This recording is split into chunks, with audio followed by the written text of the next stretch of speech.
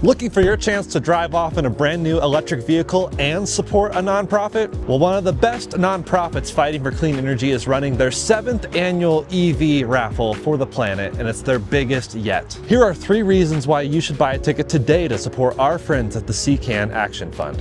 Number 1, amazing odds. For the first time, each ticket gives you 3 chances to win an electric car. Even better, only 10,000 tickets will be sold. Those are great odds. Reason number 2, the prizes are stunning. The grand prize winner gets to pick from 6 luxury EVs. The rugged R1S, the powerful R1T, the brand new Lucid Gravity, the sleek Lucid Air, the bold Porsche Macan EV, or the iconic Porsche Taycan. Yeah, and those are all great cars, and again, you get to pick which one. The second place winner gets to choose from a Volkswagen ID Buzz or a Hyundai Ioniq 5. And there's a third place winner, a Chevy Equinox EV. Even better, the group will cover state and federal taxes. Oh, but what about tariffs? Well, no problem, they cover those too. Reason number 3, the CCAN Action Fund supports clean energy nationwide. So you could win a great EV and support a greener world. It really is kind of a win-win. To enter, check out www.evraffle.org. That's evraffle.org, or simply click the link in the description below.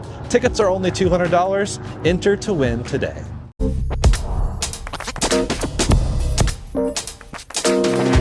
Hello and welcome to another Out of Spec Bits episode. You join me and probably a familiar face if you're into charging, my buddy Alex. Alex is with XCharge, of course, and Out of Spec and XCharge have a great relationship because they literally dropped off a crazy battery integrated DC fast charger at our office last year. And we've been running our XCharge NZS for a while now. We've amassed a lot of data and we've learned a lot about operating a high power DC charger, which was the whole main goal of doing this. And, you know, sort of as a video update in the series around our NZS, I wanted Alex to come on. We're going to talk about some data on our charger. We're going to talk a lot about pricing and payment authentication, because that has kind of been a pain point with us learning about how the heck do we even charge people to charge. And there's a few different components that go into payment. The first is setting the right price so that you're not, totally, just stealing money from people for no reason, but also making sure that your maintenance costs and your electricity costs are covered, as well as the upfront investment to put a charger in. And the more important topic in this episode is how the heck do you even charge people, whether that's through a QR code or a payment terminal, and what type of payment terminal and what type of QR code. So Alex comes on to tell us about some of our learnings, some of their learnings with XCharge, what's going on industry-wide, because paying for charging is a pain. So sorry for the long intro. Hey, Alex, welcome. How's it going, dude? It's going great. No, it's great to be on here. Thanks for having me. Great to update everybody on how Net Zero Series charger's been performing, what you guys have encountered. I'm also equally as excited to chat on an open forum about what you guys are experiencing with the charger, kind of what your takeaways are, some of the bottlenecks that we've hit, any of the challenges, and obviously how we've worked through those challenges. Can't expect a charger to work 100% of the time, all the time. You want it to, but it's how you can resolve those issues to ensure that at least you're at 98% of the time, right, in a quick manner. Yeah, I mean, on that topic, we've, the charger's gotten so much use now. I don't know how many sessions, but hundreds, thousands of sessions. Like, it really does get worked. And especially when we had it set to free vend, it really got worked. And we started to notice even a little bit of cable wear. So like the handles started to get dropped on the ground, and that's normal. We expected that. That's a common thing when you're operating high powered DC charging equipment. And it's cool for us to learn how that replacement process goes. So actually in an upcoming video, one of your colleagues was with one of my colleagues yesterday, and they not only replaced, but actually upgraded the cables, which I didn't know was happening. So that's awesome, with higher amperage cables. And that's a whole video coming on the actual physical maintenance portion of the charger, which has been honestly relatively easy. We had a couple bugs when the charger first went in. There was a couple like software updates that we did. There was one board that we changed out. And that was like kind of all within the first few weeks of putting it in. And since then, this thing has just run like a freight train, no issues since then. So maybe we can even just talk about that really quick. Yep. From a reliability standpoint, we've just seen like a real solid unit come out of this. What's happened on the back end to make that happen? Yeah, absolutely. So the Net Zero Series product for the US market was one that, we initially came out with off the tail of the EU. And it's really, predominantly where it's been has been an EU product first and foremost. It was our first foray into battery integrated chargers as a company. We've learned a lot about optimizing the characteristics between the battery management and the AC/DC coupling that comes from the grid charging, how that interaction works with certain vehicles. The US has different vehicles in the EU too. So there's plenty of learnings that go on from an interop perspective. Most of the time, and I think we found this on your chargers too, or on your charger and the sessions that we've encountered, most of the time it's been pretty good with a lot of the vehicles here in the US. Generally, our team is very hands-on. So if we encounter an issue, we're hearing about it from our customers. We try to resolve that within a day or two. If we can get some sort of insight, we'll pull a log from the unit, we'll send it over to our team, have them diagnose exactly what's going on, whether that's a communication error. Sometimes it's a ISO 15118 problem, communication error between the pins, comes from the car manufacturer, just might take some sort of correspondence between the two. And we're constantly working hand in hand on that front. That's one side of reliability and interop, right? What we saw or what we see with the Net Zero series is we're getting it up underway at CSU and, getting this reliability aspect to it. There are some just early hiccups that we might find on needing an APK update based off of voltage changes, the way that information is being recorded internally, and this is all things that we have the ability to tweak and fix over time. Updates from other providers, and we can go into this more as we talk about kind of the POS predicament, but sometimes an update from some of the third-party hardware like a POS provider may cause a hiccup in the process, and then at that point we need to really work bilaterally with the POS provider and our team to diagnose how to fix that issue so we can seek a quick resolution for the customer. Yeah, and we've been through that process, and I think we're kind of dialed in. We've got to go through some more payment stuff on our charger, which we'll do a video once that kind of gets all dialed in. But let's talk about the payment side of things. So the first thing to discuss is maybe we can actually get into the data real quick, which you have some numbers for us. But essentially, when the charger went in, we kept it as free vend. I wanted to see who in the community was using it. The intention really is not for it to be like a public charger. It's really meant to be a Colorado State University charger. And our office actually isn't even there anymore now that we've moved to North Carolina. So it's really, a CSU charger at this point. I mean, it's still out of specs charger and X charges charger, but it's at CSU's property. So we first wanted it to be free vend. Then we wanted to get some sort of basic payment on there. And I mean, my goal was to essentially make it as cheap as reasonably possible, but still not to it, basically make it a little bit more expensive than home charging, encourage home charging when possible, but then come over. So I'm going to pull up this graph you just shared here. And this is the usage from when it went in to when we started charging. And I can't remember what I set per kilowatt hour, but I want to say it's cheap. It's 20 cents. It's really not expensive. I think it was like 30 cents or something like that. Cause it really was not too expensive even for the area. I think, I mean, it's really interesting characteristics to look at, right? Free vend, you see that growth over time. Obviously it spread in the community. Video came out, right? Well, pre-video here, some of the local drivers, CSU, noticed that there's this really big, beautiful charger in the parking lot to go and use, and kind of nice. And then video came out and people started using it, and then probably had, I think this was maybe one of those periods of maintenance, perhaps on that week that we had to fix something. And then, pretty steady rocking, pretty steady rocking from there.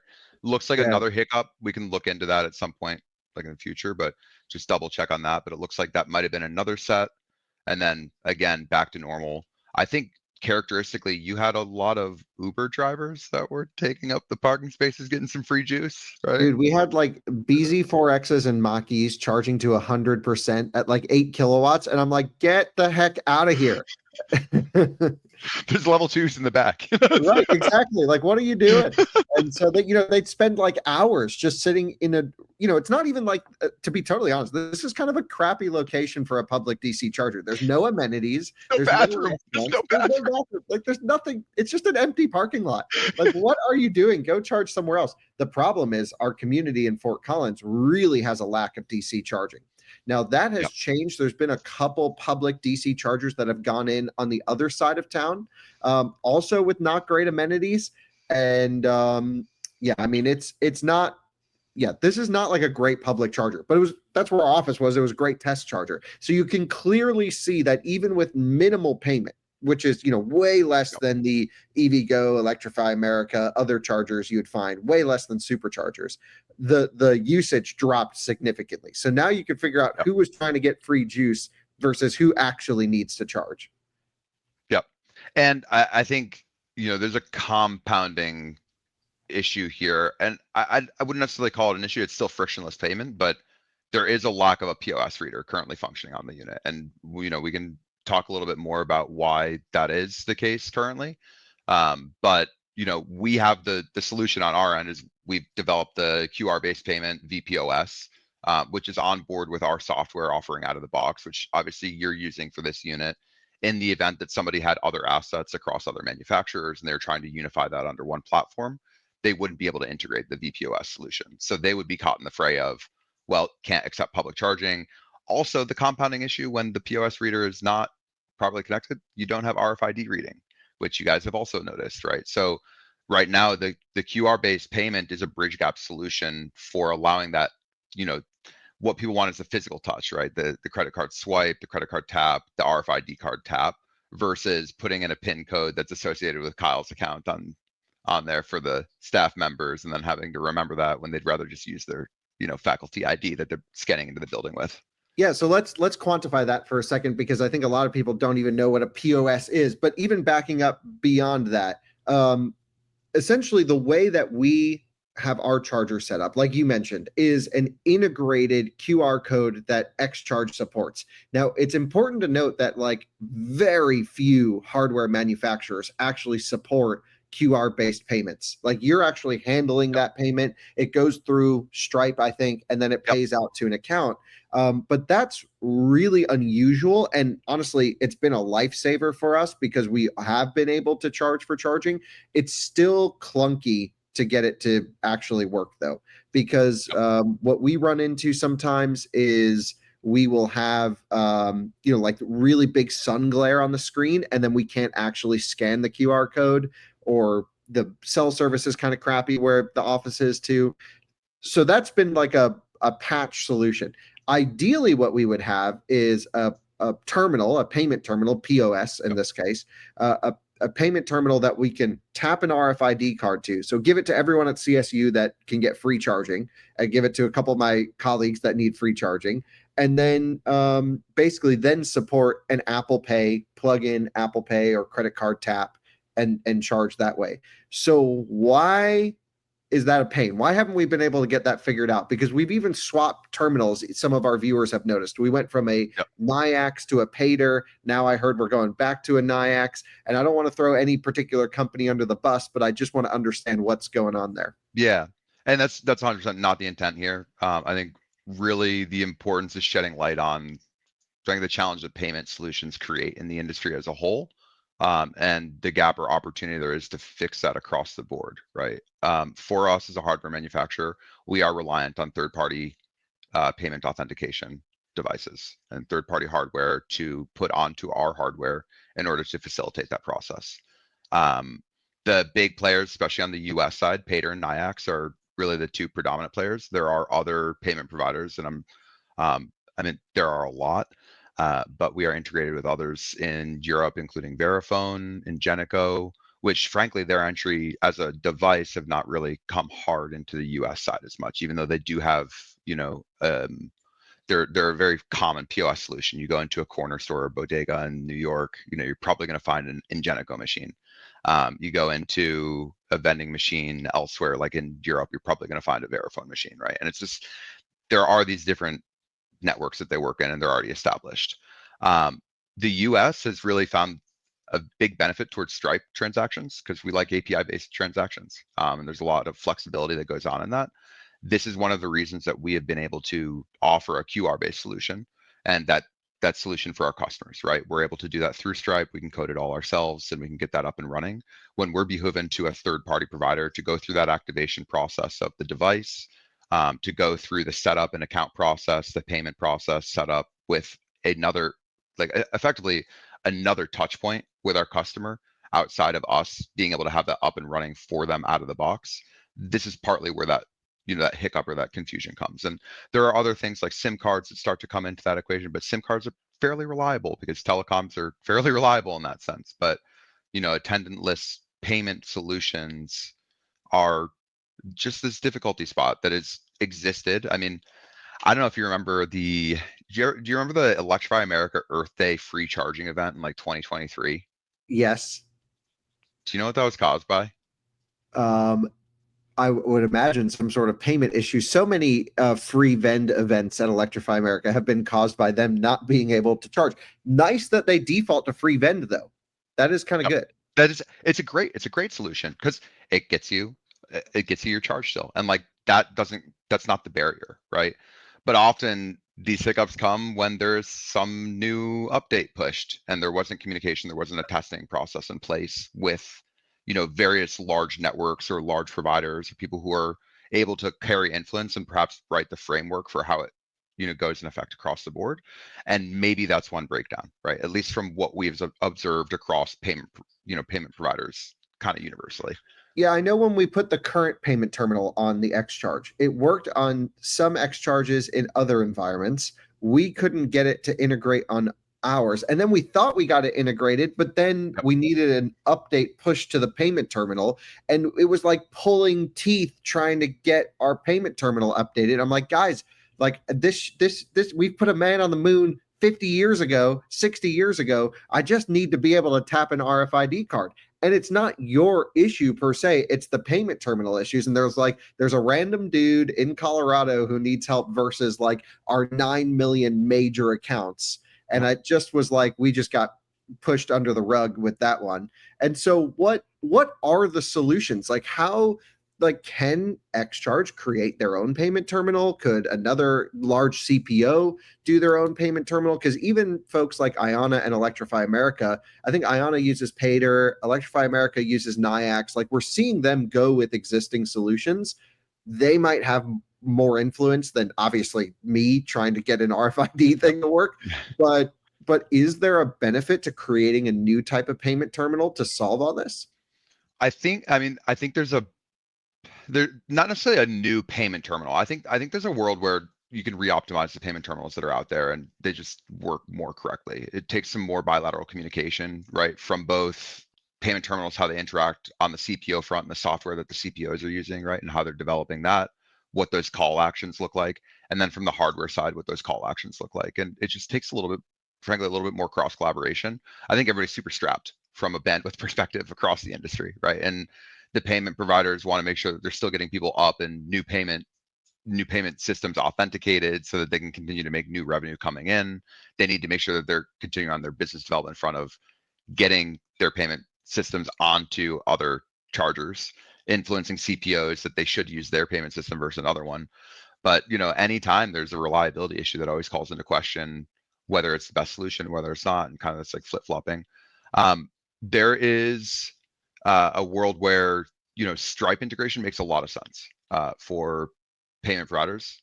Stripe has been a very strong simplifier across a number of different verticals for how to accept payment, from e-commerce all the way to, now with VPOS EV charging. There are some payment hardware providers that have done some integrations with Stripe, and ideally there's a world where that could integrate well into charging hardware as well. Still stands as far as like how that will be applied into the field and some testing that has to be done, but it does seem like that would be a pretty solid solution at the end of the day for a little bit more control over that process. Yeah, so I mean the two major issues that I can sort of gather from these payment terminals, not obviously not VPOS, but having like a physical thing on there, is like vandalism and water intrusion and aging. So like who's actually making sure these things I remember early NIAXs, and I'm pretty sure this is solved now, but they would get like filled up with water. And I'm like, what is going on? Like, this is the worst possible solution to charge for It's charging. supposed to be IP65. Come Right. on. And, Yeah. and they would just get destroyed after the first rainstorm.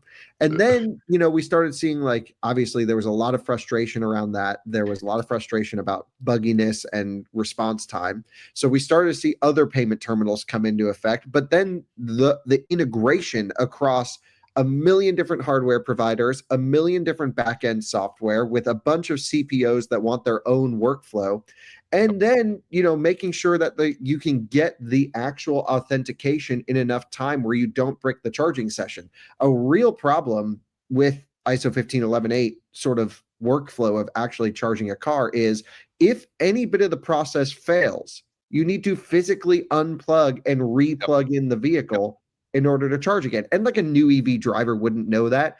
And why is that a thing? Like I'm already connected, just restart the process. And Yep. it's not possible in many cases. And certain cars will just completely brick.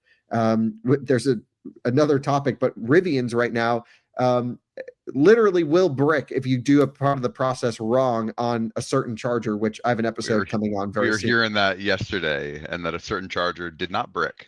Said Right. Rivian. It was, That's right. Another charger uh, did not brick the Rivian. Your charger was great. No issues yeah. there. But No payment like authentication in yeah, between those. So maybe I don't know. it's one of those things that like, it's 2025. You would think this would be smooth. We pay for things in a convenience store, tap to pay on everything without thinking about it. And the Yep. transactions just go smoothly, but it's consistent that paying for charging is really a pain for consumers. So Alex, what would you suggest if you're like a general consumer to start thinking about when you use these things, like going to a charger, and there's might be an issue because the easiest thing for the EV driver to do is go, man, the CPO sucks. But Yeah, maybe you can shed a little bit more light into what a consumer should think, for sure. and some of the work that goes into this. Yeah, for sure. Number one, number one, consumer can. Yes, it's really hard. It sucks. I've come to charging stations and the POS doesn't work. I had one in SF like last week and it wasn't working, and I had to download the app and then I used the app. And like, I think number one, finding chargers that have some sort of backup solution, be it an app that's annoying to download and sign up for a new app and like do that, and you know that process, or one that has multiple stations that maybe there's another POS that might work if one is not working. Just like general fail safes at the station to like alleviate your concerns a little bit. From an understanding perspective, know that the CPOs are just as frustrated as you. They'd love to take your money to give you electrons. That's absolutely what they'd love to do day in and day out. If it is broken, they'd also like to know. So make sure you hit their helpline and report that there is a POS issue.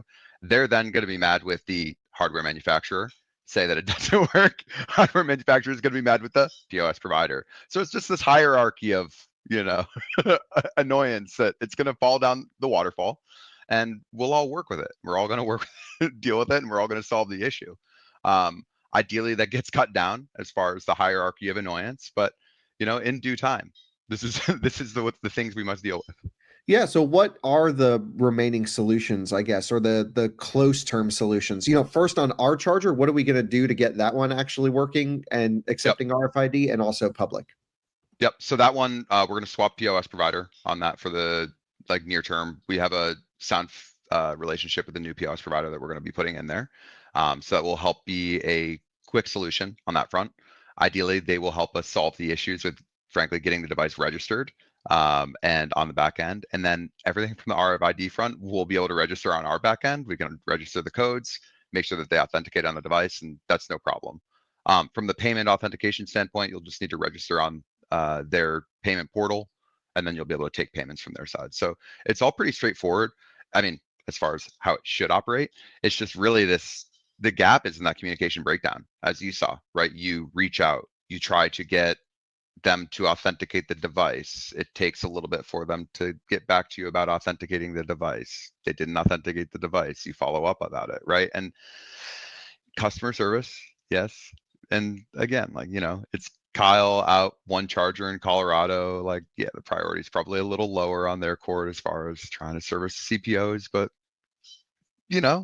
like everybody's got to make some money. Yeah. It was just a pain in the ass, and I just hate the idea of like long emails and email chains, and that is what this whole industry is with payment terminals. It is Yep. just you need 70 emails to accomplish something that could be done in 5 seconds, Yep. and that there's nothing more frustrating than that. So I hope But that the higher end frustration though on that too, sorry to cut you on this, but like the higher end frustration on it is, from our perspective, there's an error encountered in the field. And like this is separate from your situation. Your situation is just straight getting the POS up and running and registered and like taking the authentication. yep. That's frankly normally the easiest part of the process. The other the other side that you might encounter is if there are like say a network connection problem that might have some influence on the payment provider. We have fail safes built in where it's going to log the transaction offline and be able to make that call there. But if it's caught during that authentication process, it may create some breakdown. Customer might call us about an issue on the charger. We have to go out there and diagnose it. We're going to pull the log. We're going to understand that it was the POS provider. We're going to have to talk to the POS company, let them know that there is an issue in the communication path. They're going to blame the network connectivity. And it just like kind of goes on this process of, well, who's going to take responsibility and fix the problem?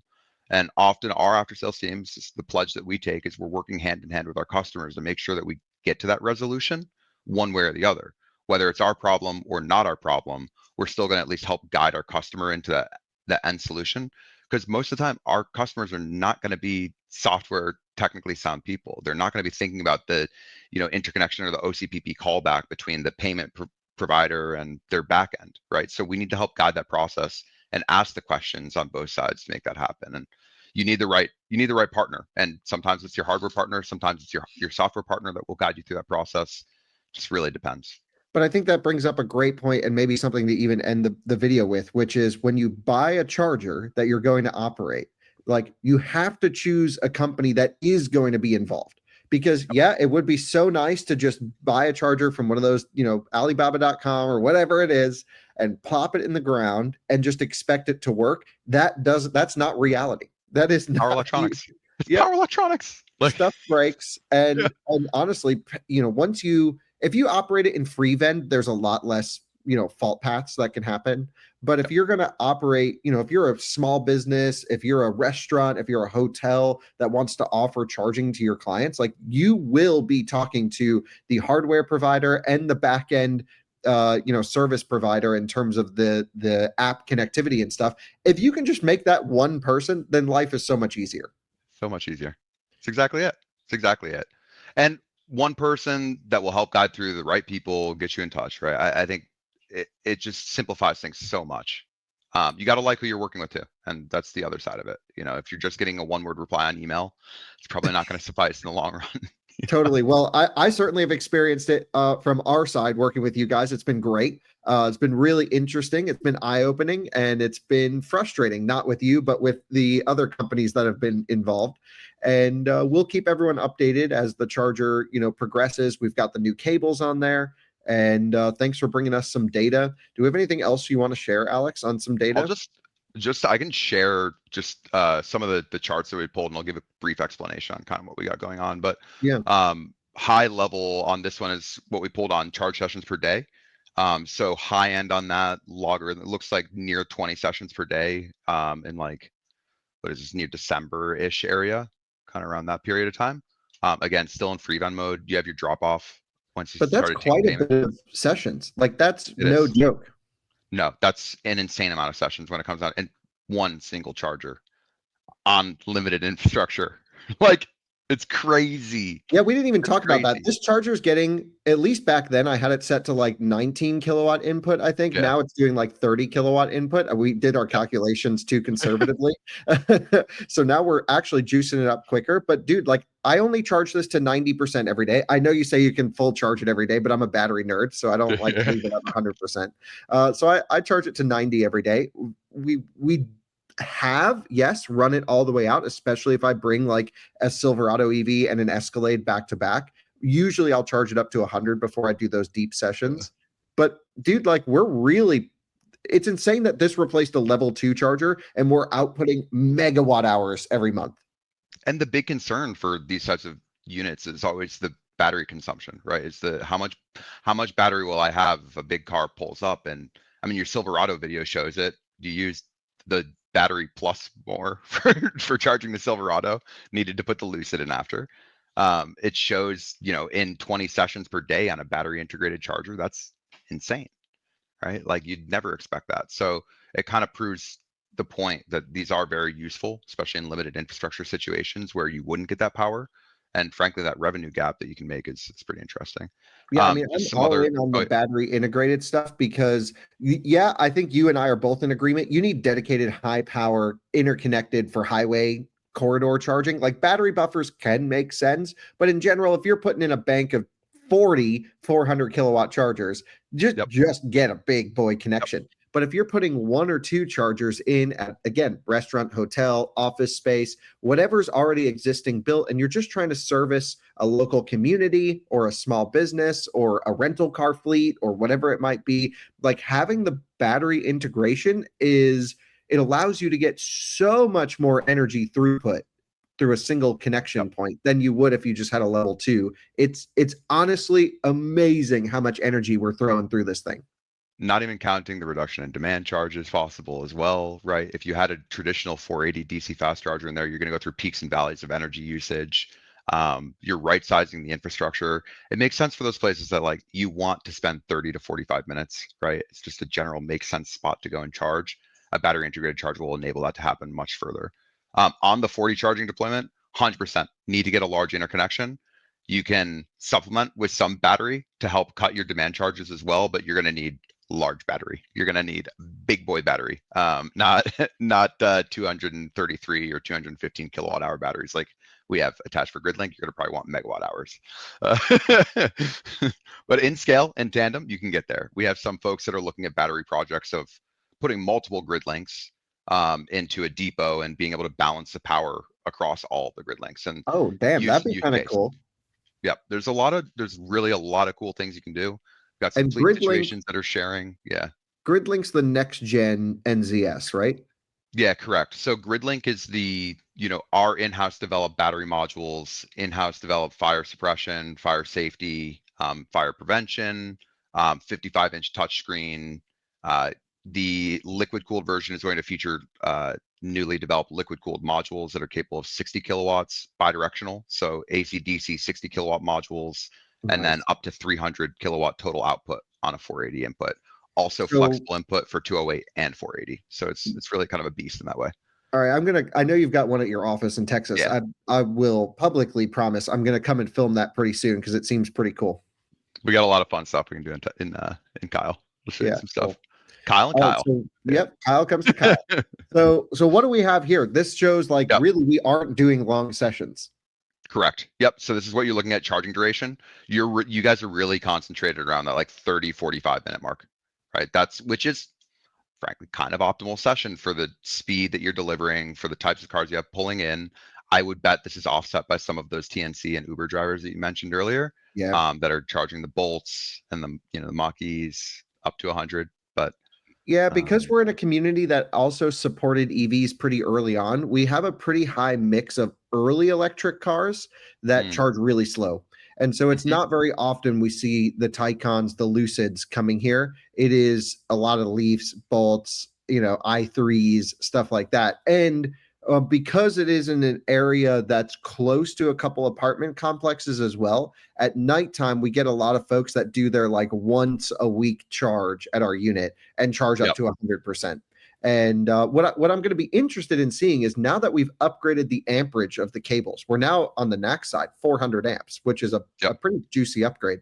I'm curious if that will shift the time down a little bit. yep. It's 400 boosted on the NAC side, 450 boosted on the CCS side, if I'm not mistaken.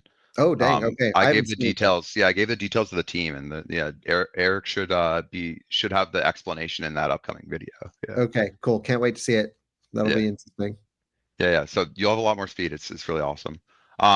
Just some other charts. I think I got a couple more. This one looks at your smooth average charging duration per day. So just kind of what that like looks like smoothed over time. Your general average duration again, like that 45, almost up to 50 in some cases when you look at like that January period of time, dips back down, comes back up. It's a Yep. pretty interesting look at it. And then your state of charge percentage before charging. So what, Dang. essentially, what are people coming in with, right? I think this is a really interesting one. Like, what's the behavior model for folks that come in to charge, and what's the number of sessions that people are charging at that rate or at that level? This is really interesting. Yeah, So I bet this would look completely different if it was a highway corridor charging site. 100%, hundred Yeah, percent, that is right? hilarious. So Yeah, I'll show up to the office with whatever, and I'll charge for like 5 minutes if I'm just like running in to get something, and I'll yeah, plug in at like 70% or 100 or 90%. I've done a couple of those 99% plugins just to like top balance a car. yeah. So it's Those are you, not, Kyle. yeah. This would be an interesting thing to look at. What is the state of charge that people plug in with in city charging stations versus Yep. highway? And I bet it looks totally different. That's so cool. Yeah, I'm a huge fan of the data that we can find, and especially we look at your charger. It's just like different implications compared to some of the other sets that we look at. Yeah. And then yeah, state of charge after charging. So where are people charging mainly to? 80%. Wow. So that Which is really great. has stuck with people, this 80% maximum.